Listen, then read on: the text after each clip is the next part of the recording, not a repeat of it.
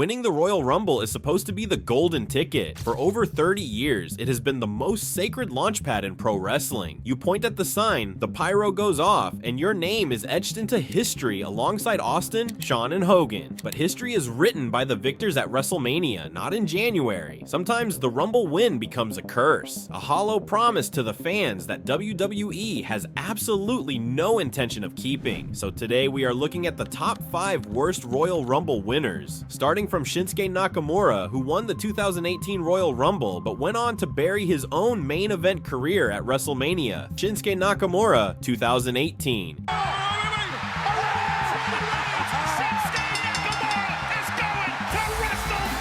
In 2018, WWE did the impossible. They actually listened to the fans. Shinsuke Nakamura, the undisputed darling of NXT, outlasted Roman Reigns to win the Rumble. This set up the ultimate dream match against AJ Styles, a spiritual sequel to their Tokyo Dome classic. Instead, it was the death of Nakamura's aura. The WrestleMania match underdelivered, ending with AJ Styles pinning him clean in the middle of the ring. But the real damage came after the bell, when Nakamura turned heel by punching AJ in the groin. What followed was a pure act of clownery. The king of strong style, one of the most dangerous charismatic strikers in the world, was reduced to a caricature who said, "No speak English," and kicked people below the belt. He won the Rumble, but lost his credibility forever. Batista, 2014.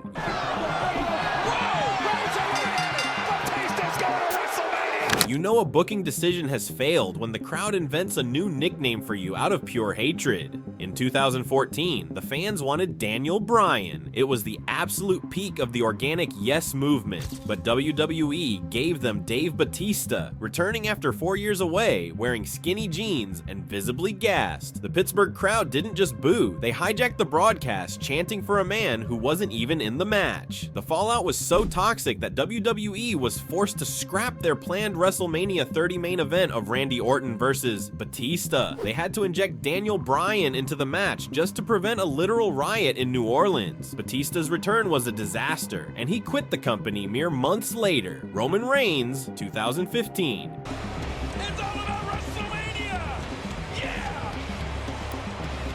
If 2014 was a mistake, 2015 was a crime. WWE walked into Philadelphia, the most hostile hardcore wrestling city on the planet, and tried to force-feed them Roman Reigns as the next superhero. The backlash was biblical. The crowd booed the final 20 minutes so loudly that WWE panicked, and in a moment of pure desperation, sent The Rock, the most beloved star in history, out to endorse his cousin. But the fans didn't care. The fallout was so radioactive that WWE didn't let Roman win at WrestleMania 31, using Seth Rollins' famous cash-in to save the show. Alberto Del Rio, 2011.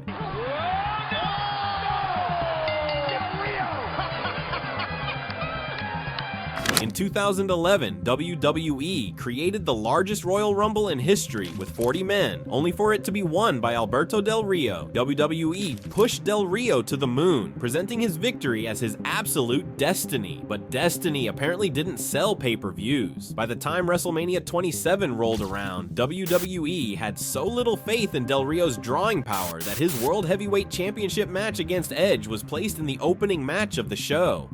Think about the disrespect of that booking. The Royal Rumble winner, the supposed main eventer, was the curtain jerker. Edge beat him and immediately retired the next night, leaving Del Rio standing in the rubble of the most deflated mega push of the modern era. Jey Uso, 2025.